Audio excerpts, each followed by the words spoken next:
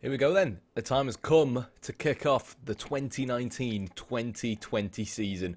We're in the Europa League. Arsenal beat Chelsea for their first game of the season. Yeah, Wenger continues to do it in Football Manager, despite not being able to do it in real life. In fact, right, okay, yeah.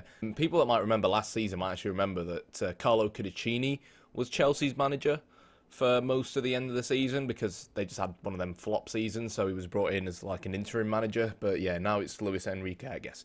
But anyways, who gives a damn about Arsenal and Chelsea? Let's focus more on us. One more thing I want to tell you guys about. We have made one more signing since the last episode. He got offered to me. It's a player we have looked at before. I think we looked at him like 2 seasons ago. Never actually ended up making the signing because we didn't have enough money at the time. But he has finally become a Blackburn Rovers player, and I do personally think it's been a great signing in terms of the fact that we've only paid 8 million quid. As you can see, he didn't really feature that much for Juventus, but the fact that we're now buying players from teams like Juventus really, in my opinion, goes to show how much we've grown as a team. So really fast, strong as well, which isn't sometimes you find when you find these technically gifted fast players, but he is strong.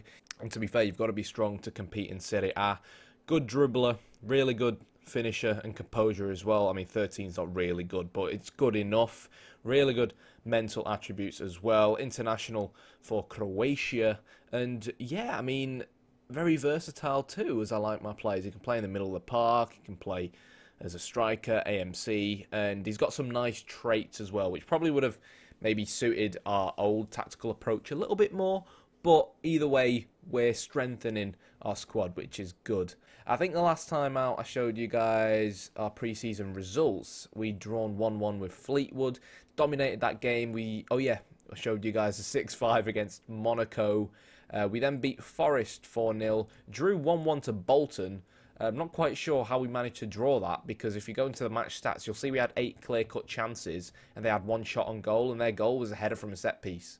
So, yeah, the score doesn't really tell you the entire story. We've got to be able to score more than 1 out of 8 clear-cut chances. But next up was the real challenge, and going up against Bayern Munich, I started off the game playing with what I kind of foresaw as our starting 11 going into this season. Obviously, this was before we signed Packer, but we'll see what happens with him. What's important is that we've got players kind of pushing others for spots. As you can see, Bayern Munich as well didn't really make that many substitutions, whilst me, I just changed the squad quite a fair bit. So to get a 2-2 draw was pretty impressive in my opinion, considering that they weren't really treating it like a pre-season game. And let's bear in mind as well that Bayern Munich are the champions of Germany. They are in the Champions League.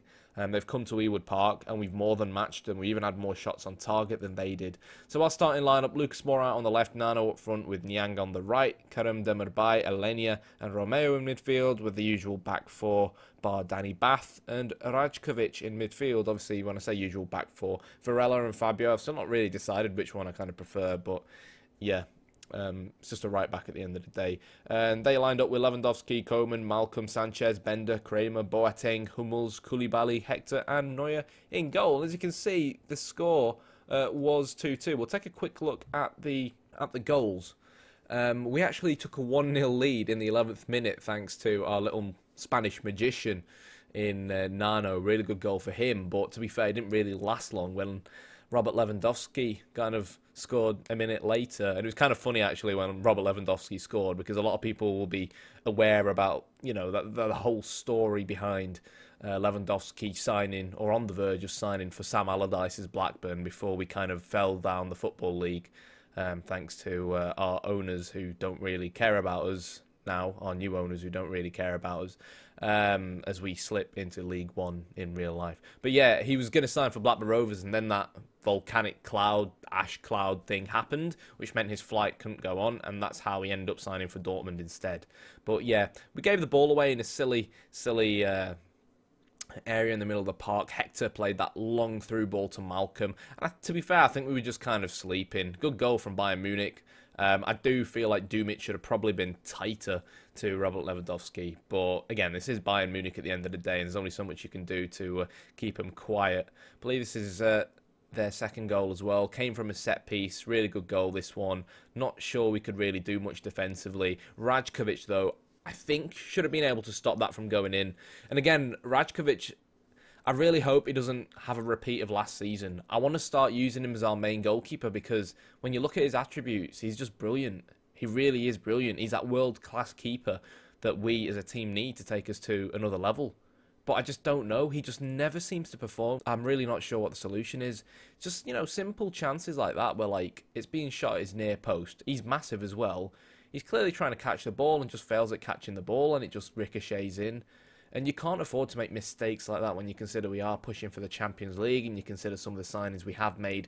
But Nigel popped up, played in Rog, 2 substitutes as well, and that was a really good goal against a really good Bayern Munich team. So, yeah, we've had some awkward draws. I think this pre-season, like Fleetwood, like Bolton, but we've also had some really good results, like scoring 6 against Monaco and a 2-2 draw against Bayern Munich. But this is where the season kicks off. This episode is only going to be this match. Next episode will more than likely be our home game against Man United. But realistically speaking, I do feel quite confident that if we can beat Stoke, we should be able to go on to beat these upcoming 3 sides. So, on that note, I will see you guys at Ewood Park, where we'll kick off the new season.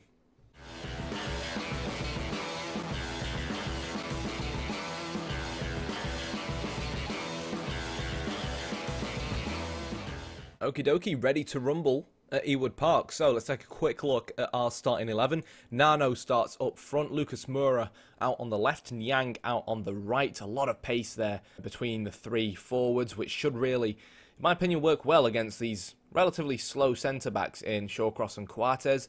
Alenia is going to start in place of Marco Rog because he's had a really good pre-season. Kerem Demirbay as well has really improved, dropping into this CM role rather than the box-to-box he was doing for his last season. Romeu starts. This was a bit of a dodgy one. I kind of wanted to start Tiote, but to be fair, I accidentally left Romeu in. So, I'm just being honest. Varella's out on the right, Callas and Dumic at the back, Augustinsson on the left. In terms of Stoke, it's pretty much the same side that they had last season, in contrast to our side, which is very different. So, really, we should be looking to beat them, if I'm being fully honest. And fingers crossed we do beat them. In terms of tactically, I'm not going to go into too much detail just yet until I feel confident with what we're doing. But one thing I like doing here, it is strikerless, obviously. Some people will know. Lucas Moura will be man-marking Bongonda, and Nyang will be man-marking Dos Santos. So you may, at times, really find that these guys, that only Nano's a central one, who's kind of like a shadow striker, and it really turns into a 4-1-4-1 or more of a traditional 4-5-1 or 4-3-3 with a V shape in midfield. And that's fine, if these guys get the ball or get caught out wide because they've got the pace to do that. They're really wingers, really, the way I see them. But when we've got the ball, when we're not playing defensively, they come central so that they can pick up the ball and create small, intricate passes. So 10 minutes in, we're going to demand more of the lads. Just starting off with a counter mentality. Find that starting off with a counter mentality helps keep our defensive shape. I feel like right now we've got a lot of quality in the squad, so it's fine to play with a counter mentality because a lot of squads are going to be coming up against us and looking to park the bus as well. So if we start off attacking, that could cause us to throw too many men forwards and cause us problems. So we've got to be reactive, basically, is what I'm saying, as a team, and we've got to be careful because we're no longer the same team. You know what I mean? The same team we were a few seasons ago when we'd newly gotten promoted from the Championship, and a lot of teams were really looking to attack us. But there it is. First goal of the new season, and it's a new signing. Who scored it? It's Mbaye Nyang, signed from AC Milan for about 20 million quid. Nano to Alenia. The 2 Spaniards mixing up. Really good first touch there from Nyang. And do think the Stoke goalkeeper maybe should have done a little bit better. But yeah, 90 minutes in and we do have a lead. And it would be ace if we can get a second goal just before half-time. And it looks like we might do just that. Nyang picks the ball up, finds Nano. You can see how we're pushing men forwards. Moving in between the channels. Moura shoots and should have scored there. Should have really scored.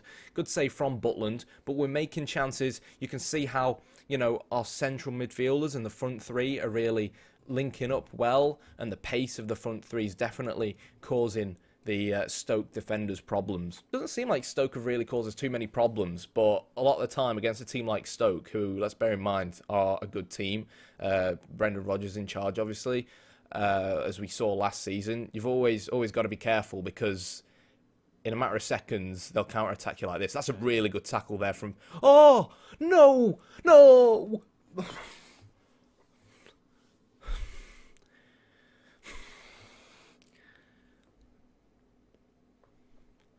What the hell?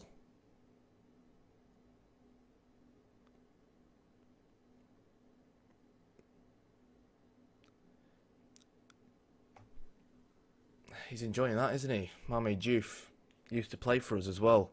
I think the less said about that, the better. I think my reaction really said it all. Come on, let's make it 2-1. Moura to Elenya, who... Fred's... Oh, God. Should have scored there. Oh, my God, it's turning into one of them games, isn't it? How has he still got a 6.9 rating? What a bellend. Right, I'm not happy with the performance out there. Can't really fault the performance. Defensively, we've been sound. Offensively, we've been carving out the chances. Hopefully we can counter-attack from this, though. Begonda picks the ball out on the right, gets whipped in, and we've given away a penalty, apparently. Okay, it's one of them games, is it? Okay. Well, I mean, Rajkovic has a chance now to make up for his error. I don't know what to say, guys. We've had three clear-cut chances. It's like watching that Bolton 1-1 draw again. Elneny scored. I mean, both Elenya and Demabai are on like 7 point something. I don't understand how we've ended up 2-1 down. It's atrocious. It really, really is. I've got faith, you know, in putting all these four on attacking. I'm not really too fussed about that, because on paper our team is good enough. You know what I mean? Who am I bringing on the right there? Is it going to be Piaka? I think I am going to do that, you know. New signing. Let's see if it can make a difference. I just cannot explain what we're seeing right now. So Odegaard to Mame Diouf. Where's the tackle? We're 3-1 down. I can't explain what we're seeing, guys. I don't understand. Well, I said I wanted to start off the new season well, but this is how it started off. Giovanni picks the ball up, and to be fair, these changes that we've made have only just left us even more open at the back. 4-1 is going to be the final score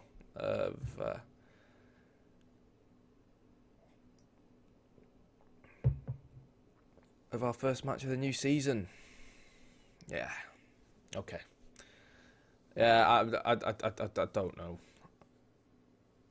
And it's not often that I don't know. I'm speechless, guys. I don't know what to say. But we just have to put the loss behind us, you know what I mean? And just forget about it. Not much we can do. Just keep focusing on our own game, and I'm sure we'll be fine come the end of the season. Because there were glimpses of things to come, really. Let's see if we can get a goal here. Is he going to blow the whistle? He's blown the whistle. He's blown the whistle. I don't know how to explain that. I mean, to be fair, once I made the changes, hoping that we threw so many men forward that it was always going to cause us problems, I was kind of hoping we'd make it 2-2 and hold on for a point. But I can't really explain how they got back into the game with this goal. And then they got that penalty. I can't explain this, guys. I just can't. But yeah, we've lost the first game of the new season. That's really pissed me off, that. And we're in the relegation zone. That's a good start. But until next time, I'm going to go and release my goalkeeper on a free. If you liked the video, hit the like button, hit the subscribe button, and I'll see you next time.